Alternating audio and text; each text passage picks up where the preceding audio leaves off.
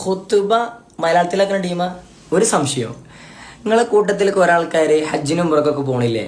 അവിടെ ചെന്നിട്ട് നിങ്ങൾ ജുമ സ്കരിക്കോ അതല്ലെങ്കിൽ എങ്ങനെ ലോറ് സ്കരിക്കോ, ഇനി നാട്ടിൽ വന്നിട്ട് അത് മടക്കി സ്കരിക്കോ?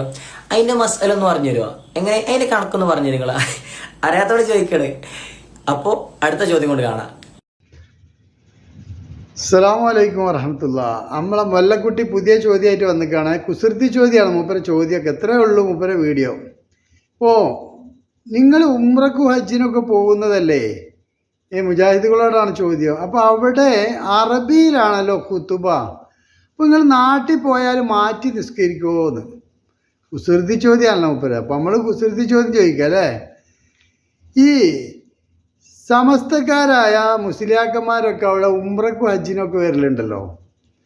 അവിടെ വന്നാൽ ഒന്ന് നിസ്കാരത്തിൽ എന്തില്ല, വിസ്മി ഓർക്കോതുന്നില്ല, നമസ്കാര ശേഷം കൂട്ടുപ്രാർത്ഥന ഇല്ല, അതൊക്കെ പോട്ടെ, ജുമാ ആണല്ലോ ഖുതുബ.